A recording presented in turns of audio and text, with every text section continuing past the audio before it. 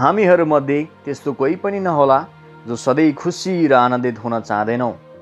त्योभन्दा पनि बढी परमेश्वरले तपाईँको मुहारमा मुस्कान, खुसी, आनन्द र ओठमा भएको त्यो हाँसो निरन्तर देख्न चाहनुहुन्छ, किनकि त्यो मुस्कानले उहाँको हृदय अत्यन्त हर्षित पार्दछ। आज म तपाईँहरूलाई उहाँको राष्ट्रभक्त सेवक हबकुकद्वारा लेख्न लगाएको पत्र मार्फत जस्तो सुकै परिस्थितिमा पनि रमाड गर्नुपर्ने विषयमा याद दिलाउन चाहन्छु, किनकि सम्पूर्ण पवित्र शास्त्र उहाँको आत्माको प्रेरणाबाट भएको हो र यो सिकाउनलाई, अर्थ दिनलाई, सच्याउनलाई, धार्मिकतामा तालिम दिनलाई लाभदायक हुन्छ, ताकि परमेश्वरको प्रेमिलो जनहरू हरेक सुकर्ममा पूर्ण रूपले सुसज्जित भई सिद्ध भएको होस्। धेरै वर्ष अगाडि परमेश्वरले हबकुक अगमवक्तालाई दर्शनद्वारा देखाउनु भएको थियो कि नयाँ विश्व शक्तिको रूपमा बेबिलोन देशको उदय हुँदैछ। त्यसपछि लगत्तै यहूदालाई पराजित गरी तिनीहरूलाई दासत्वमा लग्ने सम्भावना तिनलाई थाहा गराउनु भएको थियो। राष्ट्र र अन्तर्राष्ट्रिय क्षेत्रमा भएको सङ्कष्टले इजरायल जातिमा एक प्रकारको अन्योलता, डर र अनिश्चितताको वातावरण छाएको समय थियो अनि तिनको हृदयमा परमेश्वरले यो सन्देश हालिदिनुभयो, जसले गर्दा तिनले यो बुझ्न सकुन् कि धर्मी जनहरू विश्वासद्वारा नै जिउनेछ। परमेश्वरले यस्तो दण्ड तिनीहरूमाथि लिएर आउनुको प्रमुख कारण बनेको तिनीहरूको जवान अगुवा राजा यहोयाकिम उहाँको विरुद्धमा बागी भएको थियो। जब उहाँले उहाँको दास यिर्मया अगमवक्तालाई यो आज्ञा गरेको थियो, एउटा पत्रको मुठ्ठो लिएर त्यसमा इजरायल, यहूदा र सबै जाति जातिहरूका विषयमा मैले योसियाको राजकालदेखि अहिलेसम्म तसँग भनेका जम्मै कुराहरू लेख। सायद मैले तिनीहरूमाथि ल्याउने प्रत्येक सर्वनाशका योजनाहरूको विषयमा जब यहूदाका मानिसहरूले सुन्नेछन्, तब तिनीहरू हरेकले आफ्ना दुष्ट चाल छोड्नेछन् अनि म तिनीहरूका दुष्टता र पाप क्षमा गर्नेछु। तर यहोयाकिमले उसको हृदय कठोर पारे अनि त्यो पत्रलाई जलाइदिए पनि। अनि परमप्रभुले फेरि यिर्मयालाई अर्को पत्र लेख्न लगाउनु भयो, जुन यहूदाका राजा यहोयाकिमले जलाइदिएको अघिको पत्रको मुट्ठामा सबै कुरा नछुटाइकन लेखियो। परमेश्वरले तिनीहरूमाथि ल्याउँदै गरेको न्यायको कारण तिनीहरू उहाँको सेवक यिर्मयासँग झनै रिसाए र तिनलाई पिटे अनि उनी तहखानाको कालकोठरीमा धेरै दिनसम्म बसेर दुःख भोग्नु पर्यो। बेबिलोन देश एक खतरनाक अनि अचम्मको शत्रु देश थियो जो अति नै शक्तिशाली। तिनीहरूको घोडाहरू चितुवाभन्दा चाँडो कुद्ने र बेलुका निस्कने बाँसहरूभन्दा क्रूर। तिनीहरू शिकार निल्नलाई बेग हानेर उड्ने गिद्ध झैँ अघि बढ्ने र सैन्य दल मरुभूमिको हुरी झैँ अघि बढ्ने अनि कैदीहरूलाई बालुवा जस्तै जम्मा गर्न सक्ने प्रकृतिको थियो। इजरायल एक कृषि प्रधान देश भएको कारणले गर्दा यो शत्रु देशले इजरायलको अर्थतन्त्रमा ठुलो प्रहार गर्यो अनि ठुलै जनधनको क्षति भयो। यसको मतलब इजरायलको भौतिक सुख र आनन्द क्रमशः सम्पूर्ण तवरले खोसिँदै थियो। हबकुक 3 अध्याय 17 र 18 पदहरू अनुसार अन्जिर वा नेबारको रुखले सुरक्षा र समृद्धिको चिन्ह दिन्थ्यो, तर यदि यी बोटहरू छैन भने करार भङ्ग गर्ने मानिसहरूलाई परमेश्वरले दिने दण्ड वा न्यायको सङ्केत थियो। अन्जिरको बोटमा मुना नलाग्नुको अर्थ देशको निष्फल अवस्थालाई जनाउँदथ्यो। दागको बोटले इजरायलको आत्मिकी अवसरलाई सङ्केत गर्दछ, परमेश्वरको आशिष, आनन्द अनि सङ्गतिको चिन्ह। तर अब यो पनि तिनीहरूबाट खोसिएको अवस्था थियो र फललाई हुने कुरा तिनीहरूबाट एकदमै परको कुरा थियो। जैतुन रुख चाहिँ रुखहरूको राजा भनेर चिनिन्छ। यसको विभिन्न कारणहरूमध्ये यो रुख सदाबार हरियो रहिरहने प्रकृतिको हुन्छ। यसको तेल पवित्र स्थानमा बत्ती बाल्न, अभिषेकको तेलको निम्ति बास्नादार धूप बनाउन, धार्मिक क्रियाकलापहरूमा अत्यधिक प्रयोग हुन्थ्यो र प्रमुख खानाको रूपमा पनि दिन प्रतिदिन सजिलै तयार पार्न सकिन्थ्यो।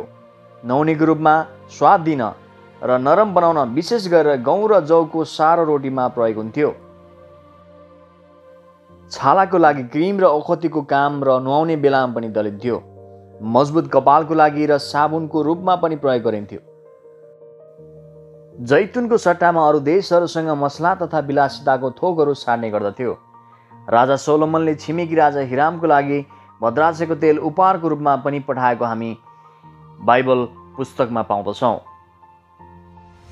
जैतुनले देशको सम्पन्नताको पहिचान दिने महत्त्व बोकेको थियो, तर अब यो पहिचान तिनीहरूले गुमाउने भएका थिए। खेतको अन्नबालीहरू पशुपालनहरू जस्तै खोरको भेडा बाख्रा, गोठको गाई बस्तुहरू आयस्रोतको प्रमुख माध्यम भएकोले अब यो पनि नरहने अवस्था सिर्जना भएको थियो।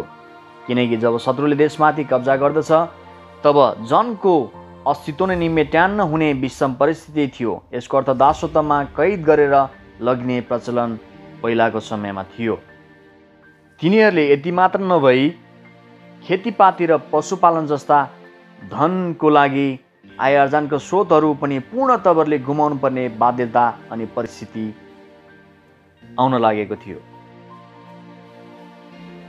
त्यसबेला इजरायल देशको दुर्दशा अनि बेहाल अनि बिजोग परिस्थिति हुनुमा तिनीहरूको शत्रु बेबिलोन देश प्रमुख जड थियो भने अहिलेको हाम्रो समयमा कोरोना अथवा कोभिड-19 ले विश्वव्यापी रूपमा हाम्रो अवस्था झन्डै उस्तै नै गराइदिएको छ।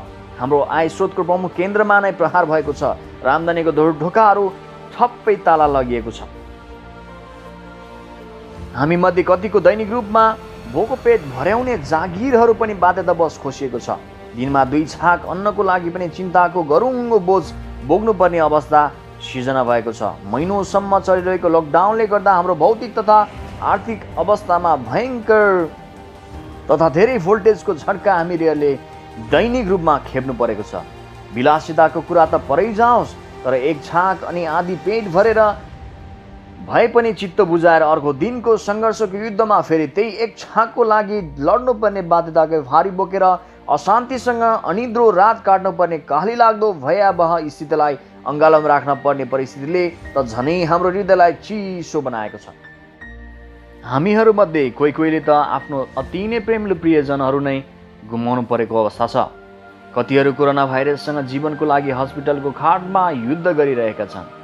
यसको भ्याक्सिन अहिलेसम्म आविष्कार नभएकोले हामीसँग भएको रुपियाँ पैसा र धन दौलतले साथै एकदमै उत्कृष्ट डाक्टर अनि नर्सहरूले पनि हामीलाई बचाउन सक्ने स्थिति छैन। तिनीहरू दिनरात नभनिकन सेवाको लागि र यो भाइरसलाई जरैबाट उखेल्नलाई निरन्तर लागि परिरहेका छन्, तर दुर्भाग्यवश स्वयं कोरोना संक्रमित पोजिटिभ भेटिएका छन्। हाम्रो भविष्यको योजनाहरू अनि आशा र निराशामा परिणत भएका छन्।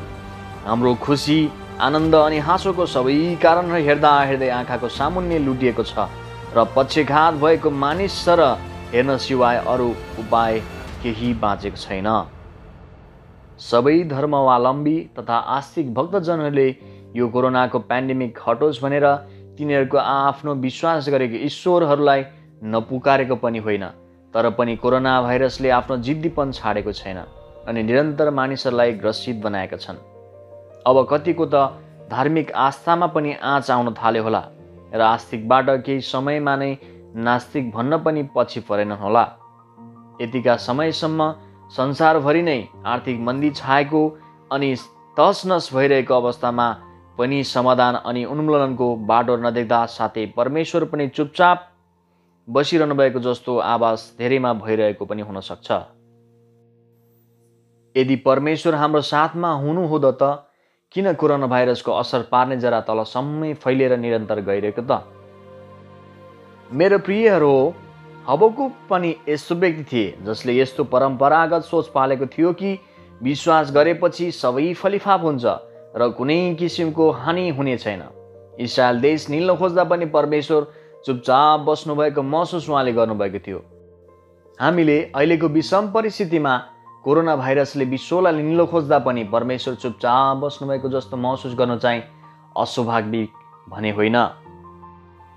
तर पनि अन्त्यमा हबकुकले एकदम रहस्यमय कुरा पत्ता लगाउन सफल भएको छ अनि निष्कर्षमा उहाँ भन्नुहुन्छ, हबकुक 3 अध्याय 17 र 18 पद, चाहे अन्जिरको रुखमा मुना नलागोस् र दागको बोटमा फल नफलोस् र खेतले अन्न नउब्जाओस्, खोरमा भेडा बाख्रा नभए पनि र गाई बस्तुहरू रहेनन् भने पनि म परमप्रभुमा रमाहाट गर्नेछु भन्ने दृढ विश्वास अनि अठोट गर्नुभयो। उहाँले यो पनि विश्वास गर्नुभयो कि परमप्रभु परमेश्वर मेरो बल हुनुहुन्छ, उहाँले मेरो खुट्टा हरिणीको जस्तै पार्नुहुन्छ। यसको शाब्दिक अर्थ हरिण यस्तो जनावर हो जो जङ्गलमा जङ्गली शिकारी जनावरहरू बाघ, सिंह, वनबिरालो, स्याल, फ्याउरो आदिदेखि ज्यान जोगाउनको लागि चाँडो कुद्न सक्छ, जसको सुरक्षा बल खुट्टामा हुन्छ। हबकुकले साँचो आनन्द, शान्ति र खुसी हामीसँग भएको भौतिक थोकहरूमा होइन अनि यसको आधारमा निर्धारण पनि हुँदैन, तर आनन्दको स्रोत त केवल परमेश्वर मात्र हुनुहुन्छ भन्ने कुरा पत्ता लगाए। प्रियहरू हो, प्रेरित पावलले पनि यो रहस्यलाई हृदयबाट नै बुझेको अनि यो सिद्धान्तलाई अनुकरण गरेको हामी पाउँदछौँ। उहाँ आफै पनि झ्यालखानामा साङ्लाले बाँधिएको अवस्थामा हुनुहुन्छ, तर पनि भन्दै हुनुहुन्छ, प्रभुमा सधैँ आनन्द गर। हेर्नुहोस् त उहाँको आत्मविश्वास र आनन्दको जग कहाँ बसेको छ।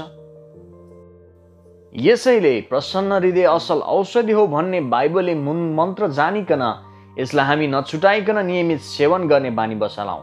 कोभिड-19 भाइरसको कारणले हामीसँग भएको विभिन्न हामीलाई खुसी र आनन्द तुल्याउने भौतिक तथा आर्थिक कुराहरू हामीले गुमाउनु परे तापनि हामी निराश अनि हताश नहौँ, किनकि यी सबै चिजहरू अस्थायी हुन् र हामीले यी वस्तुहरूलाई सधैँ कब्जा गरिराख्ने पक्कड हामीमा छैन।